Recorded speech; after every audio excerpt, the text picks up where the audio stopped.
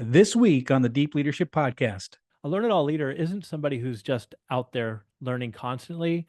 They're learning, doing, iterating, and always trying to find ways to get better and also give it back and help others become great leaders.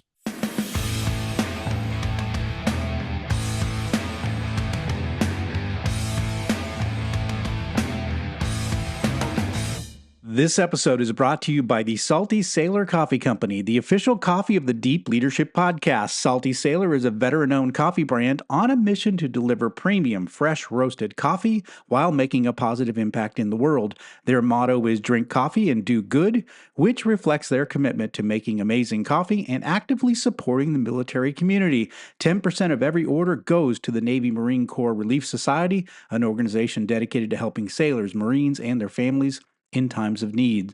All our listeners get 10% off every order of their amazing coffee by using the discount code DEEP at checkout. So check them out at saltysailorcoffee.com. Welcome to the Deep Leadership Podcast. Today I'm joined by Damon Lembi. Damon is a two-time best-selling author and the host of the Learn It All podcast. He's also CEO of Learnit, a live learning platform that has upskilled over 2 million people. Drawing from his prior baseball career, Damon brings an athlete's perspective to leadership. Through his journey, he has gained invaluable insights into what helps organizations grow, how great leaders learn, and why a Learn It All company can outpace its competitors every time. I'm excited to have him on the show to learn more from his experiences. So, Damon, welcome to the show. John, it's great to be here. Thanks for having me. Yeah, it's great. It's an honor to meet you. It's great to meet you. And I'm excited to talk about learning and growing and your experience as an athlete. But first of all, one of the things I saw in your latest book, you say that great leaders aren't born, they're not made either. They're in the making. And I love that, but explain what you mean by that. What I mean by that is I look at it as leadership is a continuous journey. It's not a fixed destination. It isn't something that you simply become at a certain point and then you stop evolving. You know what I mean? It's an ongoing process of growth and learning.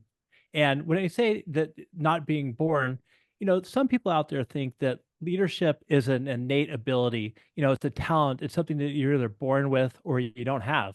But I don't really think that's the case. While some people have, let's say, natural charisma or certain qualities, I believe that leadership is built and developed over experiences and time instead of something that you're born with.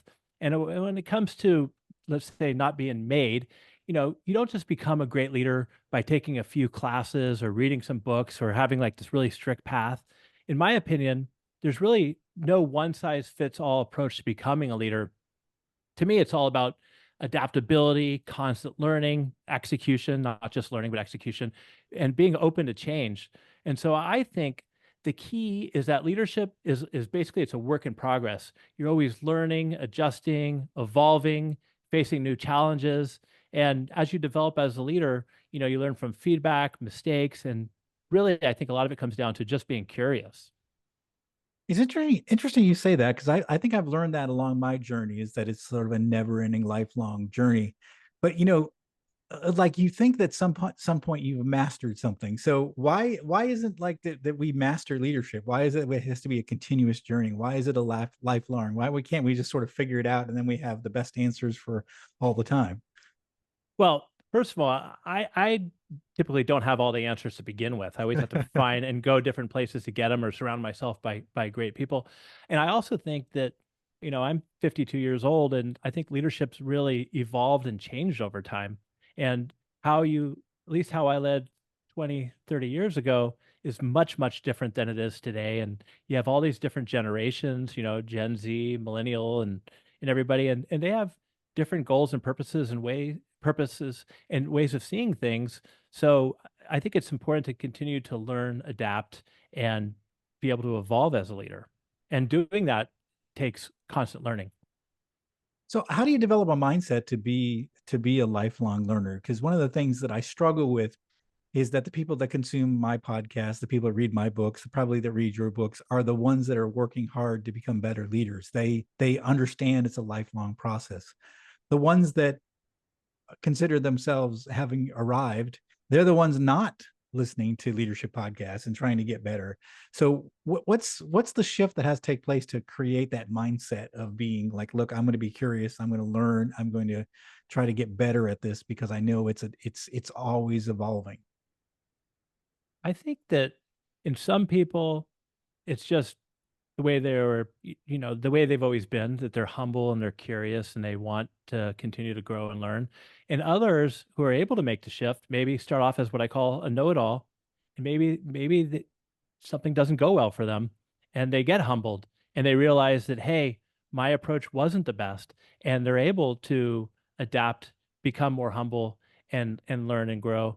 Where I'm sure that you've seen this just like I have. There are certain people out there, even friends of mine, who are know-it-alls. They've got it Mm. all figured out. No matter what you try to tell them, they kind of roll their eyes and look at you, and they're not really paying attention because they have all the answers. They have it all figured out.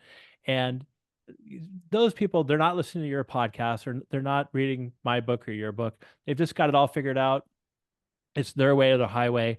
But I think the problem with that, John, is, and I'm sure you probably agree with me, that I think you're going to get stomped on. You're going to be left behind in the dust if you have all the answers and you're not open to change and adapt. Yeah, I can see that as well. Yeah, for sure. You've coined the phrase, and I love it, the learn it all leader. And you just mentioned the difference between that and a know it all leader. So, learn it all leader, what's that encompass? Is just like we've been talking about, just lifelong learning? Is there more to it? There is more to it, because if it's I had a guy on my podcast, David Katz, who said learning without doing is treason, and I think that Mm. that's fantastic. You can take classes and you can read 100 books, but if you don't put any of it into practice, if you don't execute on anything, then I think you're really wasting you're wasting your time and effort. Where I think that part of being a learn it all leader, there's certain traits that I think are really important. One of those is having the courage to go out and try things, not being afraid to make mistakes. And because a lot of times that's where the best learning comes in play. If you fail at something, you get feedback, like I used to in baseball, where, maybe you strike out and you get some instant feedback. You got to come learn from your last mistakes and put it in practice. So a learn it all leader isn't somebody who's just out there learning constantly. They're learning, doing, iterating, and always trying to find ways to get better and also give it back and help others become great leaders. I love that you shared that because I think one of the things I've been working on my doctorate right now. And so in spending time in the academic world, you get a lot of learning and a lot of studies and a lot of details, and then and the other side of the fence is practitioners, which is what I've done for 30 years. It's like I've done a lot of things and learned through that. And what's interesting is that they're like two separate camps in a lot of cases where the academics do all the learning and the studying and the research and they come up with all these great theories, and oftentimes it never bridges over to the practice side. Like I was surprised at so many things I never heard of when I started studying leadership at a doctoral level. I'm like, I've been doing this 30 years. I never even heard of this theory. I've never heard of this Yeah, idea. And so I part of my job is try to figure out how to blend the two worlds, like bringing the practical and the academic together. And I love what you say here. You said, I don't know if it was learning or knowledge without action is treason. I love that right. idea, is that you've got to actually put the rudder in the water. You got to steer the sailboat, and you got to figure out what worked, what didn't work. And because I think there's a lot of learning that takes place just through mistakes, through things that just didn't work, and then or things that do work. And you sort of build this experience level just by all the various actions you take place. So I think that's a big important part of learning as well. I agree with you 100%. And I'm not going to, say anything negative about Ivy League schools or, getting PhDs, whatever. That's fantastic. Now, that wasn't me growing up. Like I said, I was a baseball player. I went to Arizona State. And at the time, learning, education, that type of education was kind of lower on my list. But I think it's important. It's great, especially somebody like you who could kind of merge the two. And I think the book learning and everything is great, but you also have to put it into practice, like we talked about. And I think that Learn It All leaders are great extractors as well. They're able to learn from everybody that they come in touch with. So they open themselves up to a world where they, like we talked about a little bit, they're curious, they're asking questions, they're getting ideas, and they they can get more out of than just, reading books and, taking classes. I think you got to stick your neck out there and put it into practice because, like you and I both said, that's where a lot of the real learning takes place is trying, failing, doing, and trying it again. Yeah, I mean, for me at least, as much as I'm an academic and studying for my doctorate, I'm a practical learner. I have to do it, and I have to learn the hard way. Sometimes, just I've got to make the mistakes. I got to fall on my face, and those lessons are really deeply embedded in me now because I've done it, versus just reading a book about. No, don't do this, or this is going to happen. I've got to see it myself. And that's it's actually a great way to learn is making mistakes and failing for sure. One thing I was going to wondering is you talk about being a baseball player and you learned a lot of leadership through athletics. What were some unique? Because I think it's a unique way to come at leadership is from an athletic perspective, especially a team sport. What are some key lessons that you learned along the way as an athlete, as a baseball player, that sort of really work well when you're talking to people about the leadership of business or any other entity? So for me, a very short version of my story is that I played college baseball. I thought I was going to go pro. That didn't work out. And John, I was left at 22. Like, what is my identity? Everything I was put into being a baseball player. And when that ended, I was kind of at a loss and I didn't know if any of my skills were transferable. And what I've been able to find over the years that what I call an athletic education was incredible. Uh, and you learn things like collaboration, working well with others, discipline that I'm sure obviously you got out of the military, persistence, and all of that kind of stuff is what I learned on the field. But I learned from playing. I played for 3 Hall of Fame baseball coaches, and I didn't realize it at the time, but I learned about vision through them. At Pepperdine, the goal was to win the College World Series. Well, I got hurt and left before it happened, but that actually happened. Setting moonshot goals and going for it, getting everybody on the team moving in the same direction. And so there's all these lessons that I didn't realize at the time that were able to carry over to my professional career. And as we were backstage, you mentioned I had some great leaders, some terrible leaders. I also had some terrible leaders, terrible coaches. I had one coach who made everything about him. If things went well, it was his play calling, it was his lineup. But the second something went wrong, he pushed out the blame on everybody else. And Mm. I just thought, what a what a terrible way to motivate or demotivate your team. And so experiencing something like that, I've always learned or I've always tried to put my team first, give them the wins. And if things didn't go well, congratulate them. But if things didn't go well as a small business owner or as a leader, I would always say, "Hey, I have your back," as other teammates would in sports.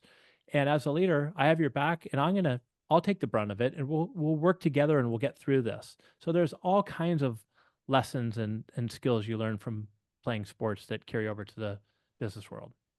It's really interesting that you have these foundational experiences that sort of set in motion like your leadership path. And I know, my military background was the same thing. Like I didn't realize I was learning all these leadership skills. I was just doing the job, right? And then you get Right. out, and it really was only 10 years ago I started thinking like, why am I leading my businesses this way? And I'm like, oh wow, it's because this is the way we did in the military, and it made sense, right? And it always stuck with me is that's the right way to do things. And so it's interesting to see the parallels to your athletic career being a similar thing. Like you go back to what worked or what how you felt in the moment or the experiences you had with a good coach. And I want to have that impact on my employees in the same kind of way. Or how do you set the vision, like you said, of winning the College World Series? What is the moonshot for our business, and how do we get people excited and get them on board with that, and so you learn all these great lessons. And it sounds like you've now suddenly realized like, oh, this all came from my baseball career. Yeah, and I think one parallel between the military and baseball was also that there is some command and control when it comes to leadership, of course, and that doesn't really fly these days too much anywhere. Um, but even with that being said, you know, you learn work ethic, and you also what's really helped I learned from all these coaches is that they really help inspire you as well, right? They help motivate you, inspire you, and I would say the motivation would help me build up that work ethic that I have that's really been helpful for me over the years. Yeah, yeah. I think the coaches can. One of the things I see is they see potential in a player that maybe the player doesn't see themselves, and I see that in 100%. great leaders where they'll see somebody, and I'm like that. I love developing talent, like just finding a raw diamond and like, oh shoot, this person's got something that I've never seen before. I have an employee like that right now that I'm just seeing some glimmers of it, and I'm trying to give him those opportunities where he can express and do some things that are challenging and really just bring his kind of let his expertise blossom. But I see it, and it's like I love that, and I know great coaches do that too. They see something in a player that's special and they work to develop it. And I love that about coaches. I think that that's one of the keys for your listeners out there who are leaders or want to be leaders. I think great leaders do just that. Sometimes they bring out things in people that people don't even know that they have in them, or they don't even realize. I mean, I remember I had this one young lady who, I think this was about 10 years ago. She was 26 years old and she was down on herself. And I said, "Hey, look at what you've already accomplished. This, and this." And she didn't even realize it, but having somebody, a leader who believed in her, helped her really build up her confidence. And that's something, whether you're a parent, whether you're a coach, whether you're a leader, I think that's one of the real special things that great leaders can do is they can make people understand how great they are, or what they've been able to accomplish, and inspire them to continue to do more, just like it sounds like you're doing with your current employee. Yeah, yeah. I think even you learn that from parenting. You sort of figure out like, what do your kids excel at and what are they interested in. You give them those opportunities and you let them, blossom and grow in the areas that they are excited about. And the same thing with employees. If you get people, engaged and excited about things that they're excited about, and you put them in the right role where they feel like they've been put on earth to do that one thing, and they're in the role to do that in your company, you sort of just have to get out of the way because it's going to work out well. And that's a hard thing to do with leaders. It means getting to know your people and getting to know, um, what excites them, what gets them out of bed every morning, what do they really want to do in their life. And if you can match the needs of the business and the things that they want to do, and you put those in place in pursuit of the organization's goals, it's magic when it happens. And it's hard to do, but it's magic when it happens. I agree 100%. And I've always, my leadership, I'm kind of curious to see what you think.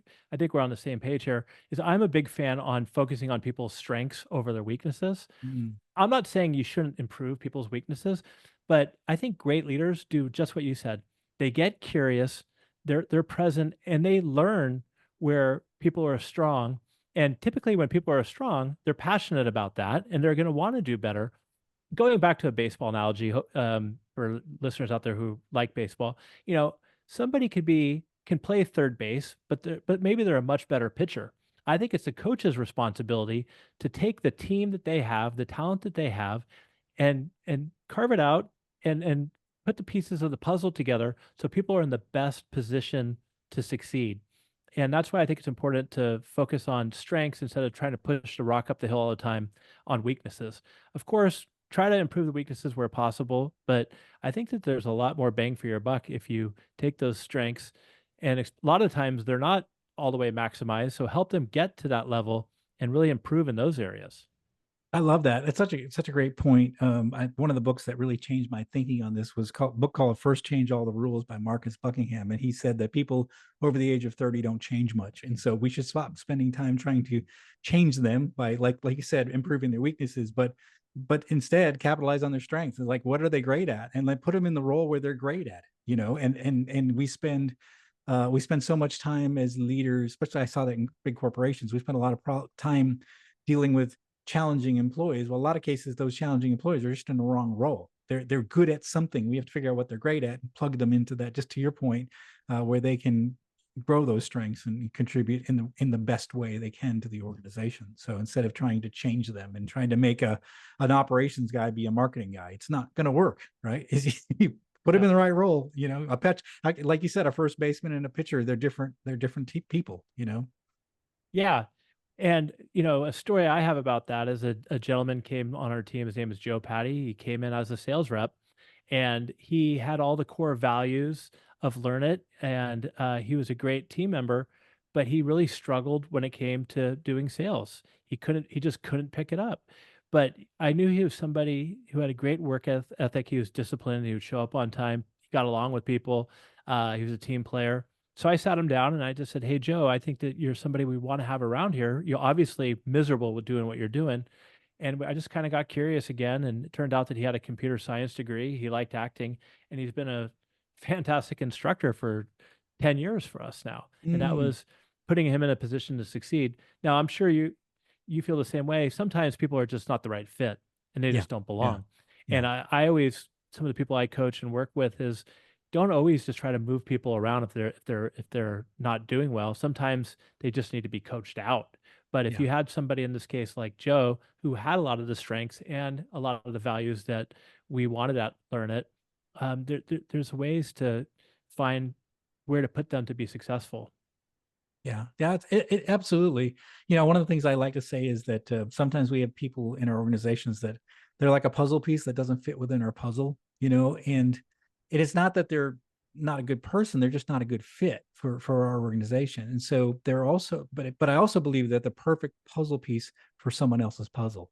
And so one of the best things we can do when people don't fit is to coach them out, like you said, and then help them land into that right puzzle that they fit and they belong. And every time I've done that with employees that just didn't work out, I've seen them thrive where they go. They go to their place that fits them better and what they're naturally gifted towards.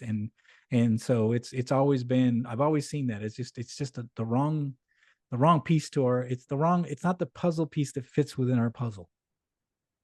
Exactly. And sometimes, well, a lot of times leaders at Learn It or companies we work with, especially new leaders, they'll feel miserable having to let people go. They're like, "Oh, Yeah, this is yeah, terrible. This is terrible. I have to do this."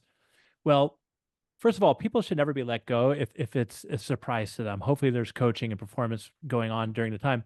But a lot of times, John, people are relieved when they get let go yeah, because they're just yeah, miserable coming to work every day. yeah, And so you're helping them move on and find a perfect organization, like you said, the perfect piece to a puzzle in a different organization.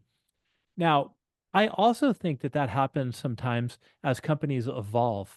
You know, mm, if you're yeah, an organization and you're just starting off, and let's say you're going from $500,000 to maybe 3 million, and you have somebody who's the head of operations, maybe they're fantastic for that role. But maybe when you get to 3 or 4 million and you're now at 50 employees, 100, 200 employees, maybe they're not the right person. Maybe they're not the right fit for that anymore. And it's time for them to move on. And I think it's your responsibility as a leader to that person, but also to your organization to help that person transition out, help them find other jobs if you can. And I've done this many times in my career where I've had hard conversations with somebody, and I would just be like, "Hey, I really appreciate everything done. It's time for you to move on." And maybe they don't love it at first, but I've seen people, really thrive after that. And yeah, that's why I like to say that there are people that I work with who are friends, but I like to look at it as more of a team over a family. And I think as a leader, a small business owner, that it's your responsibility to put an elite team on the field at all times. And a lot of times that takes making hard decisions. I love that. To put an elite team on the field at all times. I like to think of my company. We're a small manufacturing company, and I see ourselves as like we compete with the big guys. We're the smallest competitor in our industry, and I like to think of us as a Navy SEAL team. So we may be small, but we're just as mighty as a land army. Like we can wreak havoc on a land army because we're I consider us like a SEAL team. We have experts in all different areas, and we're small, but we're very effective. And I love that idea of the think of it a team, not a family, but a team. And yeah, that's a great analogy. Yeah, one of the things I was thinking about as you were going through that is that even from my experience, and I would, for leaders listening in, is that your organization might shift underneath your feet too, and it might be time for you to leave. And I had that happen in my corporate career where I was in a company that was kind of early in its corporate life, and they were hiring general managers who were out of the box thinkers. They were getting things done. Basically we were given a lot of autonomy. We're told make money, send it to, in this case, it was Zurich was our headquarters, make money, send it to Zurich, and then keep doing it. And that's what our directions were.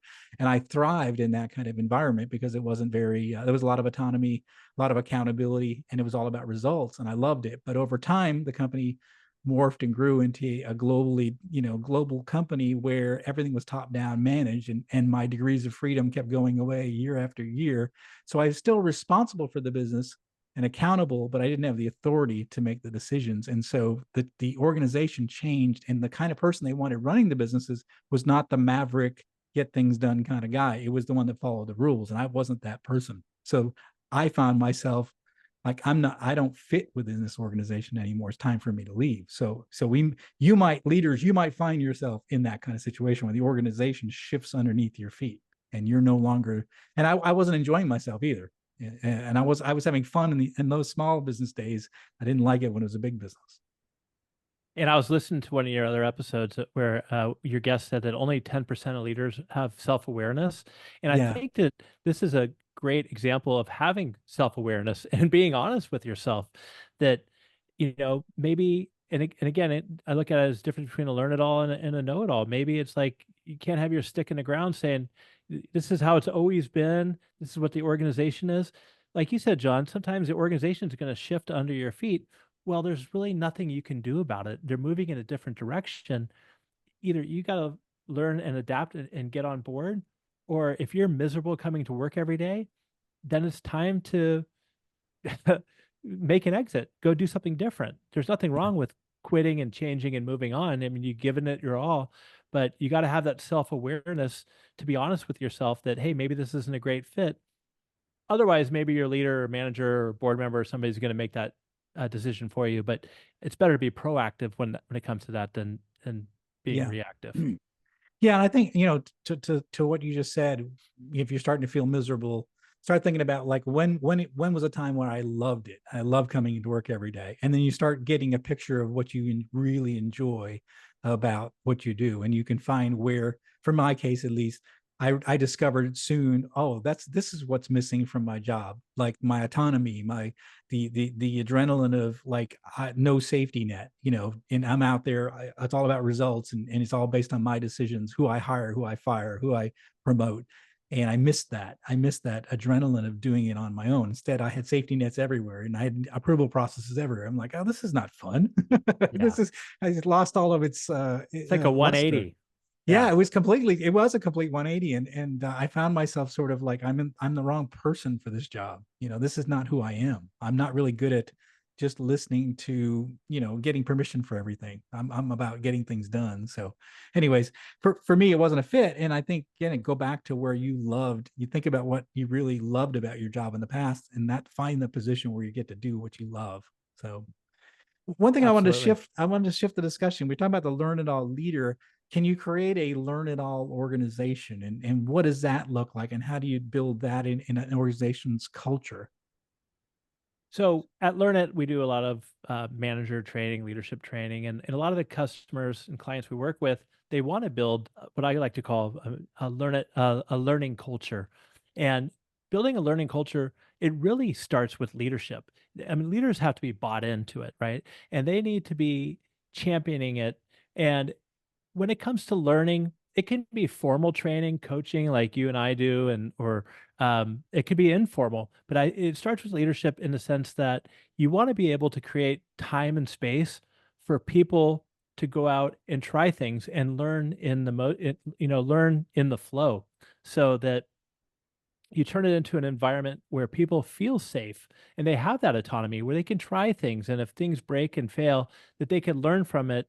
And one of the best ways to do that is to have leaders who aren't afraid to admit that they don't have all the answers, right? That they don't have all that they don't know everything, and that they're vulnerable enough to say, hey, I don't have an answer to this, so I'm going to go reach out to this person and I'm going to learn from you, and I'm going to learn from you, and we're going to do this together as a team. And I think when you do that and you create an environment where people are curious, and that's where ideas bubble up all the time from all different directions. And then sure, you could layer that in with what Learnit does, where you invest in your team and you set aside training and coaching. And at that point, it's really important too. I like to call it learning time off, LTO, people have PTO, but you actually, you invest in training for people, but you actually give them space and time to do the learning and do the training, because people want to continue to evolve their skills. And I think now more than ever, I mean, we've been at it. I mean, I've been at this for 3 decades now. I think now more than ever, you need to be a learning culture because the average lifespan of skills are only 6 months now. Yeah. And so with AI and everything else going on, the rapid pace of change, I think one of the top skills you could have as an organization, as an individual, is learning agility, the ability to learn, and the ability to learn, change, and adapt, and creating an environment where that is acceptable and rewarded. And that's where people really thrive. And so it just goes back to kind of starting with leadership. And I know one of your sayings is leadership matters. And in my case, that's where it really matters, where leaders get involved and they champion it and they give people the opportunities and the space to learn and grow. And I think it really benefits organizations because I'll just say it again, ideas pop up from everywhere. They bubble up from everywhere, Yeah. from Yeah. frontline workers, because everybody's trying to learn, grow, and hey, maybe we could do this differently. Maybe we could approach this. And I mean, you're talking about that some of the manufacturing firms are much bigger and probably much slower. They don't have that kind of environment where your Navy SEAL type environment where people are learning, trying, and doing things differently. And that's how you can beat people and you can grow and advance. Yeah, yeah, absolutely. I love it. The environment where if you make a mistake, it's not the end of the world. We're going to learn from those mistakes. And I think when you have a culture where, where you fire people that make mistakes, then no one wants to make a mistake. No one tries new things. Everybody's afraid to, color outside the lines, and then nothing gets done. So the culture, how the leadership establishes the culture can create the kind of learning environment you were talking about. It's really critical. So yeah, yeah, Yeah, I have a friend who works for 1,000 person company, and everybody is afraid to say or do anything. yeah, It's from the CEO down. Everybody's yes men, you yeah. know, and if they don't do it the way the CEO wants it, then they're afraid for their jobs. Yeah. So there's really no growing and evolving there. And I asked my friend, I'm like, why do you stay around? And he said, well, it's a tough out there to find other jobs, but there's really no growth in an organization like that because you can't come up with ideas or give constructive feedback to the senior leaders because it's this way or the highway. So people are scared. And who wants to work in an environment like that? I wouldn't even want to lead in an environment like that. Yeah, yeah. Well, the company I work for became what I call the good news company. No one ever brought any but bad news up because they fear being fired. So it was just everything was good, everything was run, but it wasn't good. But we all said it was good, and so we just ignored the bad things, and that's not good. You're not learning, you're not growing, you're not making improvements. You're just sweeping it under the rug, moving on to the You next got your thing. head down trying to keep your job. Yeah, exactly. It's a different attitude altogether. This has been fantastic. What final message would you like to leave, Damon, with our listeners right now? Well, for your listeners out there, what I'd like to say is if you're an aspiring leader, I mean, you might be saying to yourself, oh, Damon's, he's been doing this for 30 years. He was born this way. If I can do it, you can do it, Mm. and go back to what we opened with, I believe great leaders aren't born or made. They're constantly in the making. So go out there and try things. Don't be afraid to fail. And when you try things and they don't work out, give yourself a pat on the back for trying because there's so many people out there, John, who don't try anything. So I would say give yourself credit for the process instead of, whatever the end results are. Just go out there, have fun, try things, and go for it. Such a great advice, Damon. I really appreciate that. Yeah, be a learn-it-all leader, not a know-it-all leader. I think the world needs more learn-it-all leaders. So such a great concept, such a great important message. Um, how can people find more about you, your books? You've got a podcast, and your company. So I would say connect with me on LinkedIn, Damon Lembi. I'm pretty active on LinkedIn, getting better at it. I've got a podcast It's relatively new, not like you, John, called the Learn It All podcast. I'm having a lot of fun with that. And if you want to check out our classes, you can go to learnit.com. If you find something on learnit.com that you like, shoot me a message on LinkedIn. I'll give you a free class, whether it's on Excel or emotional intelligence. Just hit me up for that. So those are really the best ways to get in touch. But I'd love to hear from you. And of course, I've got a book called The Learn It All Leader that you could find on Amazon, Barnes and Noble, or wherever you get your books.